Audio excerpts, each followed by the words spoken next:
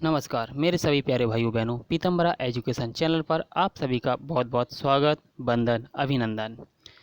आप सभी प्रतियोगी परीक्षाओं की जो तैयारी कर रहे हैं, निश्चित तौर पर यह वीडियो आपके लिए लाभदायक सिद्ध होगा, जो कि आपके सफलता का मील का पत्थर बनेगा।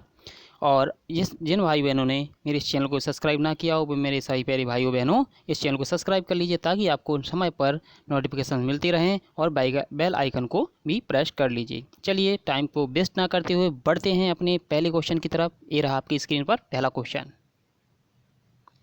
मोर कहाँ का मूल पक्षी है? मोर कहाँ का मूल पक्षी प्रजाति है? आंसर क्या आना चाहिए आपका, बताइए। 21 का यूरोप, अफ्रीका, दक्षिण एवं दक्षिण पूर्व एशिया, अमेरिका महाद्वीप। बताइए आंसर क्या होना चाहिए इसका आंसर 21 का। जी 21 का बिल्कुल आंसर सी जिनका आ रहा है बिल्कुल सही है। सी दक्षिण एवं दक्षिण पूर्व एशिया, दक्षिण एवं दक्षिण पूर्व एशिया की एक प्रजाति है ये। मोर जो है मूल रूप से यहीं का है। इसका वैज्ञानिक नाम क्या है? इसका वैज्ञानिक नाम है पावो। क्या नाम है इसका? ध्यान से देखिए, मैं आपको लिख के भी बता रहा हूँ इसीलिए। पावो क्रिस्टेटस, पावो क्रिस्टेटस इसका वैज्ञानिक नाम है, पावो क्रिस्टेटस। और इसके शरीर का रंग जो होता है कैसा, आप सभी ने देखा होगा, नीला रंग होता है ना, चमकदार एकदम चटक नीला। लेकिन यह सफ़ेद, हरे और जामुनी रंग का भी पाया जाता है मेरे प्यारे भाइयों बहनों, ये ध्यान रखना। एक और भी कलर में पाया जाता है। मोर की अधिकतम आयु कितनी होती है पूछ लें तो आपसे क्या आंसर दोगे आप? 20 से 25 साल। कितनी? 20 से 25, सॉरी 30 तक हो सकती है इसकी, 20 से 30 साल। ठीक है।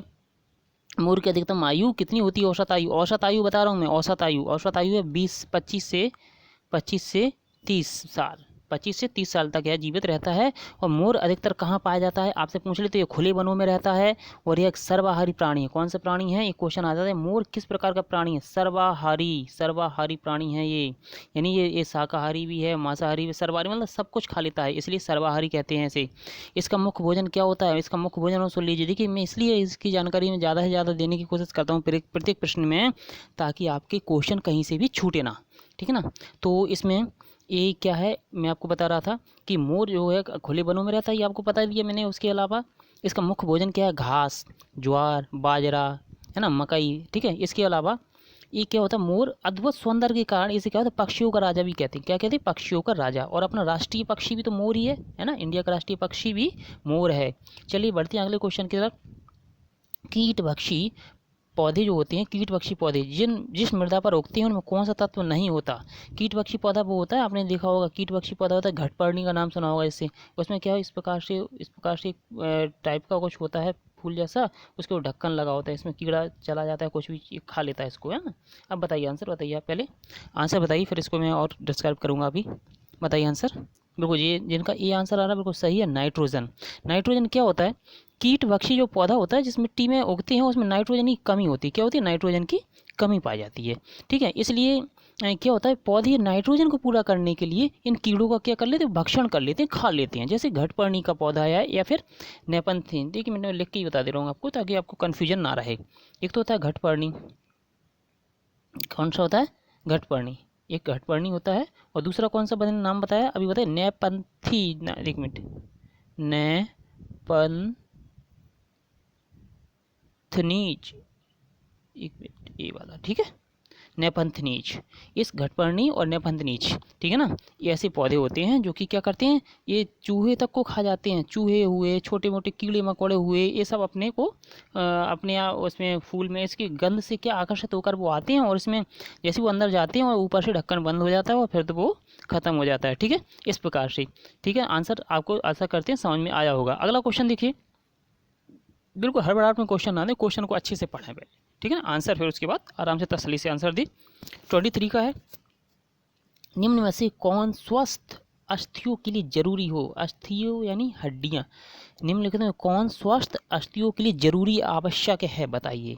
चारों ऑप्शन आपके स्क्रीन पर दिखाई दे रहे होंगे साफ साफ। यदि कोई प्रॉब्लम आती है आपको मेरे वीडियो में दिखाई ना दे रहा हो मेरी स्क्रीन पे सही से, या मेरे वीडियो में कोई फेंट आ रहा हो, कलर मतलब इस प्रकार की कोई समस्या हो तो बता दीजिए आप लोग, या आपको मेरी आवाज़ क्लियर ना आ रही हो तो प्लीज़ कमेंट जरूर करें, बताइए आप। मैं उसी और आगे सुधारने की कोशिश करूँगा। आपके सुझाव हमारे लिए अतुल और एक समझ लीजिए एक टॉनिक का काम करते हैं, ताकि हम अपने आप को अच्छी से अच्छी और चीज़ें प्रोवाइड करवा सकें। बताइए आंसर, बताइए इसका। डी आंसर बिल्कुल सही है, जिनका डी आंसर आ रहा है बिल्कुल सही है।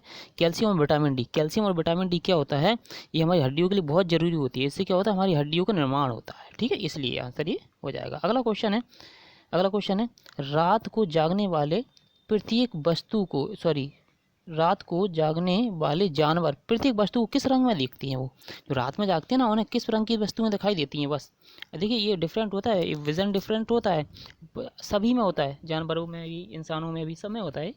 बताइए अब तो आंसर। इंसानों जितना रंग कोई नहीं देख पाता है, मैं आपको बता दूं, इंसान ही एक ऐसा प्राणी समझ लीजिए इस पृथ्वी पर जो सबसे ज़्यादा रंग देख पाते हैं। आंसर बताइए आप। जी, सी आंसर जिनका आ रहा है बिल्कुल सही है। केवल काली और सफ़ेद वस्तुएं ही वो उन्हें दिखाई देती हैं, कोई भी चीज़ें देखते हैं वो, तो उन्हें केवल कैसी दिखता है, ब्लैक एंड वाइट। उनकी ज़िंदगी में है कोई भी चीज़ वो देखेंगे ब्लैक एंड वाइट के अलावा कुछ दिखाई नहीं देगा उन्हें, ठीक है ना। इसलिए वो रंग में क्या करते हैं, रंगों में विभेद करने वाली शलाकाएँ नहीं पाई जाती हैं। अर्थात क्या होता है कि ऐसे जानवर केवल ब्लैक एंड वाइट ही देख पाते हैं, उन्हें रंग से कुछ भी समझ में नहीं आता कि रंग है कौन सा, आप कोई भी कलर दिखाते रहो उनको। अगला क्वेश्चन देखिए, अगला क्वेश्चन क्या है, मरुस्थलीय पौधों की जड़ें मांसल होती हैं, इसका प्रमुख कारण बताइए। प्रमुख कारण बताइए क्या होगा। ऑप्शन बिल्कुल ध्यान से रीड करें। जी, अब आ गया होगा आपकी पूरी स्क्रीन पर, देख लीजिए, ऑप्शंस रीड करिए अच्छे से। जी, बिल्कुल सही से आंसर दीजिए। हम्म। बिल्कुल 25, 25 का जी आंसर क्या आना चाहिए आपका, 25 का। जिनका सी आंसर है बिल्कुल सही है, सी आंसर बिल्कुल सही है, सी आंसर क्या है, बिल्कुल सही है। सी आंसर इसलिए है, देखिए, खाद्य पदार्थों का संग्रहण करने के लिए के कारण जड़ें क्या हो जाती है, मांसलदार होती हैं, मोटी हो जाती हैं, ठीक है ना। क्यों हो जाती हैं, क्योंकि देखिए, ऐसे पौधे, ऐसे जो होते हैं ना, पौधे पौधे ताप से बचने के लिए क्या करते हैं, पत्तियों को तने और कांटों के रूप में क्या बदल देते हैं, ठीक है। और ज़्यादातर मरुस्थल में जो होते हैं पौधे कैसे पाए जाते हैं, आपको पता ही है, कांटेदार पौधे पाए जाते हैं ना, कांटेदार, क्योंकि ऐसी पौधों की पत्तियां जो होती हैं कांटों में बदल जाती हैं, ठीक है। इससे बाष्पीकरण ना हो, आपने देखा होगा ना, पत्तियां होती हैं, पत्तियों के नीचे स्टोमेटा पाए जाते हैं, उससे बाष्पीकरण होता रहता है, तो उसे रोकने के लिए कांटों के रूप में बदल जाती है, लेकिन पानी की कमी है ना, इसलिए पानी की कमी है, इसलिए वो पत्ती बदल जाती हैं उनकी कांटों के रूप में, भाई, कि बाष्पीकरण ना हो, ताकि अधिक से अधिक समय तक वो हरी भरी बने रहे। अच्छा, 28 का बताइए, 28 का बताइए, CFC क्लोरोफ्लोरोकार्बन का उत्सर्जन स्रोत है कौन सा, बताइए चारों में से। मोटरसाइकिल, मोटर वाहन, रेफ्रिजरेटर, वायुयान, ताप बिजली और संयंत्र, बताइए आंसर। जी, बी नंबर को सही आ रहा है, जिनका आ रहा है बी नंबर को सही आ रहा है, रेफ्रिजरेटर से CFC यानी क्लोरोफ्लोरोकार्बन, ये गैस निकलती है, निकलती है ना, ठीक है। और क्या होता है, और क्या होता है, मैं आपको बताऊँ, यह गैस क्या होता है, ऑक्सीजन, ओजोन मंडल, जो अपनी ओजोन मंडल, अच्छा, ओजोन मंडल बनी किससे होती है बताइए। देखिए, O3 ओजोन होता है, O3 यानी ऑक्सीजन के 3 अणु मिलकर ओजोन बनाते हैं, ठीक है। तो ओजोन मंडल में ऑक्सीजन कितने अणु होते हैं, 3 अणु होते हैं, ठीक है। तो ओजोन मंडल को ये जो CFC होता है वो क्या होता है, नुकसान पहुंचाती है, जिससे हम धरती पर जो निवास करने वाली प्राणी होती है ना, उनके लिए जो सूरज से आने वाली जो किरणें होती है ना, पराबैंगनी किरणें, ऐसे अल्ट्रावायलेट रेजेस बोलते हैं, UV किरणें, इनको ये रोकती है। यदि ये ना हो तो हमारी पृथ्वी पर ये अल्ट्रावायलेट किरणें आके बहुत सारे रोग, डिसीज पैदा कर सकती हैं। अगला क्वेश्चन, ओजोन या बायोस्फीयर को बचाती हैं, ओजोन बायोस्फीयर को बचाती हैं, क्या है भाई आंसर, आंसर इंफ्रारेड किरणों से, अल्ट्रावायलेट किरणों से, एक्सरे किरणों से, गामा किरणों से। अभी मैंने इसको डिस्क्रिप्शन किया, आप लोगों को समझ में भी आया होगा शायद, इतना आसान है, बता दीजिए। बी नंबर को सही है, बी नंबर को सही है। ओजोन अल्ट्रावायलेट, जो मैंने अभी बताया ना, ओजोन या बायोस्फीयर को अल्ट्रावायलेट किरणों से बचाती हैं, है ना। बायोस्फीयर या जैव मंडल को सुरक्षित रखती हैं, है ना, जिससे क्या हो सके, अगर ओजोन मंडल में, मैं अभी बताया कि इससे क्या क्या कर सकता है, जो नुकसान होते हैं ना, डिसीज, स्किन संबंधी डिसीज हो जाती हैं। अगला जी, फुल स्क्रीन पर, जी कोशिश तो मैं करता हूँ कि फुल स्क्रीन पर आ जाए। चलिए देखिए आप, भूमिगत जल को उसके प्राकृतिक स्तर पर पुनः लाने के लिए निम्न में से कौन सा उपाय सबसे अच्छा रहेगा, बताइए आप। पारिवारिक फसलों को उगाया जाना चाहिए, पारंपरिक, या धान या गन्ने का सब उगाने का क्षेत्रफल बढ़ाया जाए, या फिर पाताल तोड़ कुएं का निर्माण किया जाए, या फिर औद्योगिकरण को बढ़ावा दिया जाए।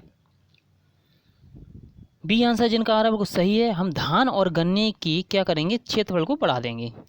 तो इससे क्या होगा, उसमें इसमें पानी की जो है जल स्तर वो अपने सही पे आ जाएगा, ठीक है ना। हम्म। जी, बताइए आंसर। हम्म। जी, अगला क्वेश्चन, 31 का बताइए। हाँ सॉरी यार मेरे भाइयों बहनों, मैं आपसे क्षमा मांगता हूँ। क्या है इसमें पाताल तोड़ कुआं वाला ये आंसर सही हो जाएगा आपका। पाताल तोड़ कुओं का अधिक निर्माण किया जाना चाहिए भूमि पर पुनः जल स्तर को लाने के लिए। इसका कारण क्या हो जाएगा, क्योंकि पाताल तोड़ कुओं का निर्माण जब हम ज़्यादा करेंगे तो इससे भूजल स्तर में क्या वृद्धि हो जाएगी, बढ़ जाएगा भूजल स्तर, ठीक है, पाताल तोड़ कुओं से, इसलिए इसका सुधार कर लेना। 31 का है, प्रकाश संश्लेषण की क्रिया में हरे पौधों द्वारा बाहर निकलने वाली गैस कौन सी है। 31 का जी सही है, सी आंसर बिल्कुल सही है। प्रकाश संश्लेषण आप सभी जानते हैं कि हरे पौधे क्या करते हैं, इसमें ऑक्सीजन गैस को बाहर निकालते हैं, ठीक है ना। हरे पौधे जो होते हैं ना, हरे हरे पौधे जो ऊर्जा को क्या करते हैं, ग्रहण कर लेते हैं, ठीक है ना, और कार्बन डाइऑक्साइड को ग्रहण करके क्या कर देते हैं, मिट्टी से ये लोग क्या करते हैं, जल यानी H2O ग्रहण करते हैं और कार्बोहाइड्रेट का निर्माण करते हैं और ऑक्सीजन को उत्पाद के रूप में बाहर निकालते हैं। देखिए मैं आपको एक ग्राफ द्वारा बताने की कोशिश करता हूँ, ठीक है, एक मैं ग्राफ द्वारा बताने की कोशिश कर रहा हूँ मैं आपको, समझिए ज़रा। पहले आपका कार्बन डाइऑक्साइड यानी CO2, थोड़ा समझ लेना, लिखना हूँ मैं, प्लस क्या होगा, ये 6CO2 है, ये 12H2O है, ठीक है, H2O, ठीक है। अब इसके बाद सॉरी वहाँ जगह नहीं तो मैं यहाँ बना रहा हूँ, थोड़ा समझ लेना आप।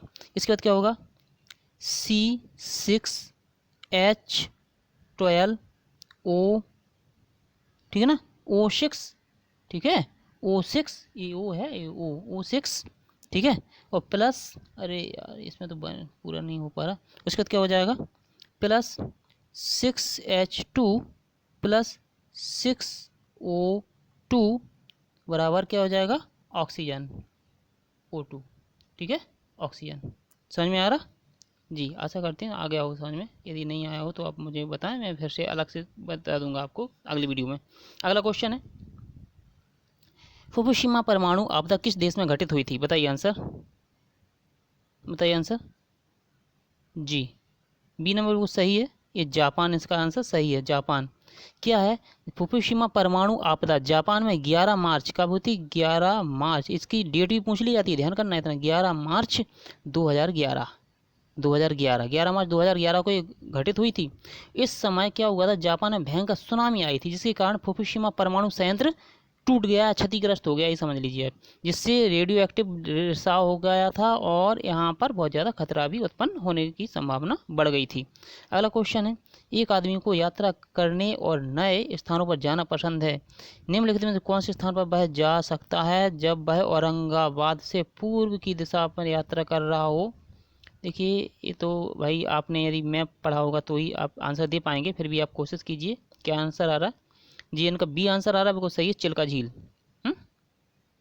चिल्का झील, क्योंकि ये चिल्का झील बिल्कुल सही है, ठीक है। अगला क्वेश्चन देखिए, असोम का प्रसिद्ध एक सींग वाले गेंडे वाला वन्य जीव अभ्यारण्य कौन सा है, मानस, काजीरंगा, गिर या फिर कान्हा-किसली, बताइए, बताइए आंसर।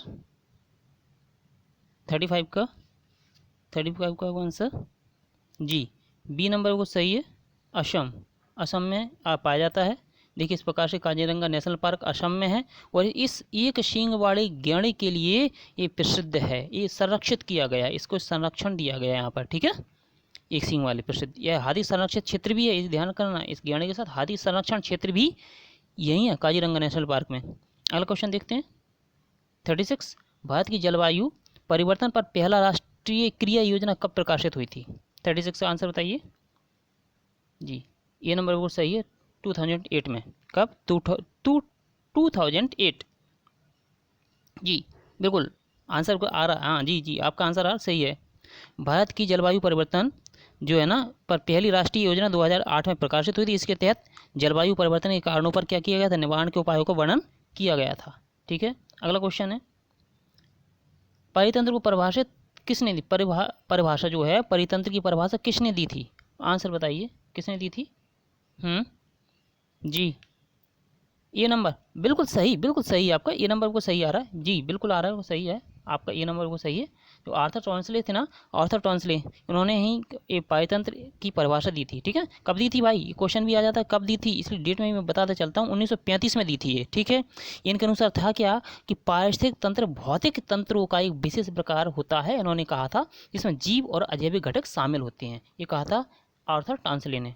अगला क्वेश्चन है, डीजीटी है क्या, खरपतवार निवारक, निम्न जैवीकरण प्रदूषक, या जैव निम्नीकरण प्रदूषक, या बायो एंटीबायोटिक, बताइए।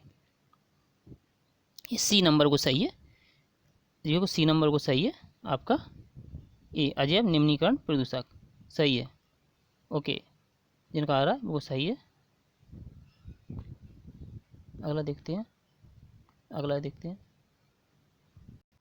जी, बताइए। पारिस्थितिक तंत्र एवं प्राकृतिक अधिवासों का संरक्षण और उनकी प्राकृतिक आवासों में प्रजातियों को जीवनक्षम जनसंख्या का रखरखाव एवं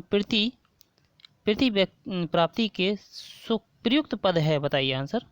ये आपके ऑप्शंस हैं, एक मिनट, आप शायद आपको दिखाई देगा, देखिए जी, आंसर बताइए। बी नंबर बिल्कुल सही है, बी नंबर इनका आ रहा है, बिल्कुल सही है।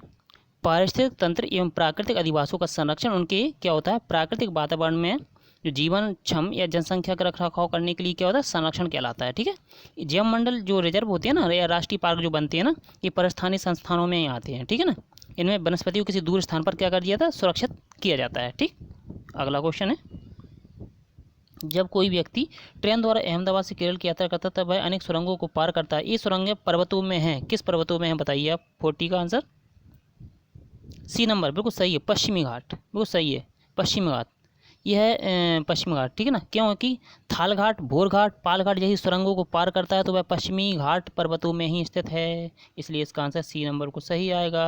अगला क्वेश्चन है, भारत में किस प्रकार के वन का क्षेत्रफल सबसे अधिक है, बताइए। 41 का उष्णकटिबंधीय आर्द्र पर्णपाती वन, उष्णकटिबंधीय वर्षा वन, मैंग्रोव वन, पर्वतीय वनस्पति, बताइए 41 का।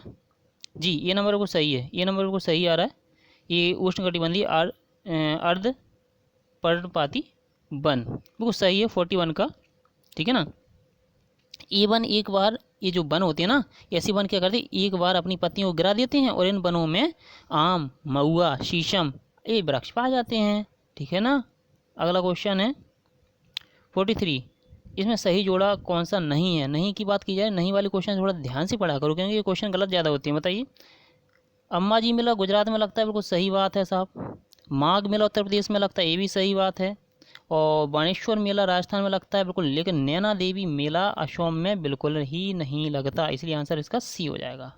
ठीक है ना, नैना देवी मेला कहाँ लगता है, तो कहाँ लगता है बताइए, हिमाचल प्रदेश में लगता है भाई, नैना देवी का मेला कहाँ लगता है, हिमाचल प्रदेश में। ठीक है, ठीक है, जबकि ये सारे और सभी सही है। कैसे होगा, जबकि अंबाजी का मेला कहाँ लगता है, गुजरात में लगता है भाई। ठीक है, माघ मेला उत्तर प्रदेश में, माघ मेला कहाँ लगता है, माघ मेला उत्तर प्रदेश में सही है। बनेश्वर मेला राजस्थान में लगता ही है ना। बटेश्वर मेला उत्तर प्रदेश के आगरा में लगता है। इस प्रकार से आंसर हो जाएंगे आपके। अगला क्वेश्चन देख लीजिए, योगासन किस प्रकार सहायता करते हैं भाई, बताइए आंसर। चारों ऑप्शन आपके सामने दिए गए हैं। जी हाँ हाँ बिल्कुल सही है। जिनका आंसर कौन सा आ रहा है, हाँ डी आ रहा है, बिल्कुल सही है, सही है, सभी हो जाएंगे तो बिल्कुल सही हो जाएंगे। क्योंकि योगासन से हमें क्या, मांसपेशियों को खींचने, जो मांसपेशियों को खींचने में, जोड़ों गतिशील बनाने में, मांसपेशियों का अकड़न को रोकने में, ये सभी में हमारा सहायता करता है योगासन। योगासन तो बहुत ही अच्छी चीज़ है भाई, करना भी चाहिए, आप लोग शायद करते भी होंगे बहुत से भाई बहन मेरे। अगला क्वेश्चन बताइए इसका, 46 क्वेश्चन पढ़िए। एक शिक्षक प्रत्येक बच्चे को अपने घरों की रद्दी सामग्री कुछ उपयोगी वस्तु बनाने के लिए कहता है, टीचर एक शैक्षिक अभिप्राय नहीं है, बताइए क्या है आंसर, बताइए। डी नंबर, डी, हाँ अच्छा ठीक है, बी, जी बी आंसर को सही आ रहा है, जिनका भी बी आंसर आ रहा है वो सही आ रहा है। कक्षा में श्रेष्ठ विद्यार्थियों के बारे में, अरे एक मिनट क्या कह रहे हो आप, हाँ इसलिए कह रहा है, सही है सही है सही है, बी नंबर वो सही है। क्यों है, देखिए प्रश्न के अनुसार, देखिए प्रश्न के अनुसार क्या है, तो टीचर है ना, विद्यार्थी की सृजनशीलता की समझ को जानने के लिए प्रयास कर रहा है, ठीक है ना, इसलिए उसका जो टीचर के द्वारा श्रेष्ठता का निर्णय, इसके द्वारा श्रेष्ठता का निर्णय नहीं किया जा सकता, ठीक है। ठीक है, अभिप्राय नहीं है। देखिए यहाँ इसलिए कह रहा हूँ, नई वाली क्वेश्चन है, क्वेश्चन तो पढ़िए आप जरा, क्वेश्चन पढ़िए, इसमें नहीं दिया गया, इसलिए आंसर हो जाएगा ये वाला, ठीक है। और तो सारे सही हो जाएंगे, देख लीजिए आप आराम से, देख लीजिए ऑप्शंस, देखिए पॉज करके देखिए वीडियो को। जी अगला क्वेश्चन है 47 का, पर्यावरण अध्ययन के टीचर को निम्न में से किस बात का अधिक ध्यान रखना चाहिए? सभी विद्यार्थियों को विद्यालय में समान अधिकार मिलने चाहिए, बिल्कुल सही आंसर है। विद्यार्थियों को शिक्षा में अलावा किसी और ध्यान नहीं देना चाहिए, क्या ये सही है? ठीक है, सही है। अगला देखिए, शिक्षा विद्यार्थियों को बाह्य व्यक्तित्व पर ध्यान नहीं देना चाहिए, ये गलत है साहब। शिक्षा को अपनी बाह्य व्यक्तित्व पर ध्यान नहीं देना चाहिए, शिक्षार्थियों को अपनी देखिए सी नंबर बिल्कुल गलत है ये, इसलिए इसका आंसर ये वाला हो जाएगा। क्यों हो जाएगा? क्योंकि देखिए पर्यावरण अध्ययन के टीचर को छात्रों के आंतरिक व्यक्तित्व को ध्यान में रखते हुए ना शिक्षा प्रक्रिया की दिशा निश्चित करनी चाहिए, ठीक है। और पर्यावरण अध्ययन के टीचर को इस बात का भी ध्यान रखना चाहिए कि छात्र अपने बाहरी व्यक्तित्व पर भी ध्यान नहीं दे, कि छात्र अपने बाह्य व्यक्तित्व पर ध्यान नहीं दे, ठीक है, इसलिए ये वाला। अगला, पौधों की एक्स नामक एक प्रजाति होती है जो बड़ी संख्या में उगती है, लेकिन संसार में केवल भारत के वायु हिस्से में ही पाई जाती है। पौधे कौन सी प्रजाति के हैं बताइए? 48 का सी जिनका आरव को सही है, स्थानीय। क्यों होगा स्थानीय? क्यों होगा स्थानीय? देखिए, एक प्रजाति जो केवल संसार के एक हिस्से में उगती है उसे स्थानीय प्रजाति कहते हैं। उदाहरण के लिए हॉट ग्रांड अपन बता देते हैं, हॉलैंड बता दें,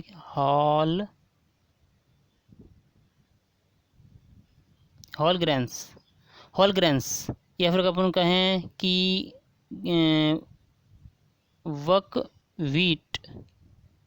वकवीट। तो इस प्रकार की प्रजाति क्या है? ये क्या है? नेशनल पार्क की स्थानीय प्रजातियां हैं, ग्रेट बेसिन नेशनल पार्क की, ठीक है ना। तो वहीं पाई जा रही हैं, इसलिए इसका आंसर हो जाएगा ये वाला, स्थानीय, एक विशेष स्थान पर उगने वाली है ना। 49 का देखिए, निम्नलिखित में सबसे उपयुक्त शिक्षण विधि कौन सी है बताइए? जी बिल्कुल, आपने शिक्षण विधियाँ बिल्कुल पढ़ी होंगी और ये नंबर सी बिल्कुल सही है, क्योंकि विचार गोष्ठी और काव्य योजना शिक्षा के क्षेत्र की सबसे अधिक उपयुक्त विधि है। इनमें शिक्षा के क्षेत्र में गुणवत्ता को सुधारने में सहायता और प्रोत्साहन भी मिलता है। मेरे भाइयों बहनों, आज की श्रृंखला यहीं तक। उम्मीद आशा करते हैं कि आपने सारे क्वेश्चन को अटेम्प्ट किया होगा, और यदि आपने अटेंड किया है तो कितने क्वेश्चन आपके सही हुए, आपको मेरा वीडियो किस प्रकार से कैसा अच्छा लगा और आप इसमें क्या सुधार चाहते हैं, इसलिए मुझे सुझाव भी भेज सकते हैं आप कमेंट बॉक्स में लिखकर।